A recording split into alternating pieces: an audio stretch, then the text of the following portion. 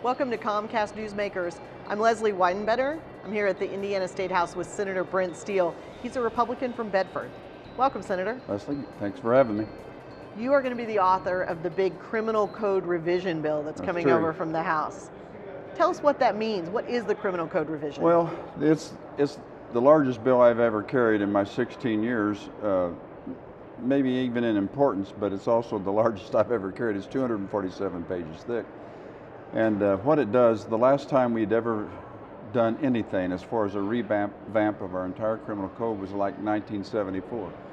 And that was after a 3-year study committee and the work that went into it back then. We've had basically a study committee working on this for the last 3 years, and this will be a complete redo of the criminal law. So that means you'll be changing what some of the punishments are.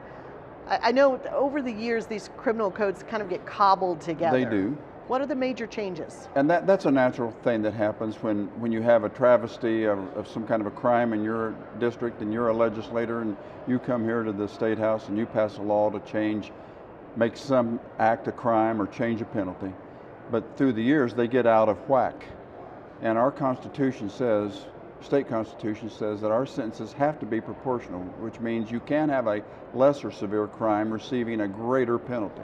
So we've gone through and we've created, Indiana heretofore has had 4 felonies, A, B, C, D. We've created 6 felony classes now, and they're felony 1, 2, 3, 4, 5, and 6. Instead of letters, we're using numbers, but we spread them out. And it gives a greater opportunity to have more variables as to sentencing.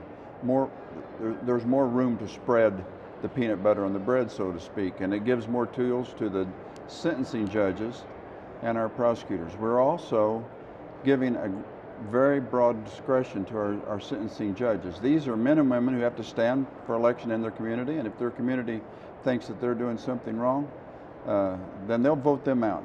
But we're going to return to our sentencing judges the people who our locals trust, more discretion, and give them an opportunity to be more,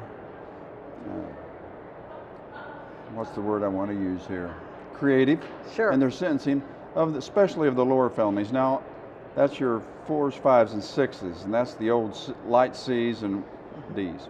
Also, under the code, instead of getting a credit for a day, they will have to serve 75% of their time, 3 for 1.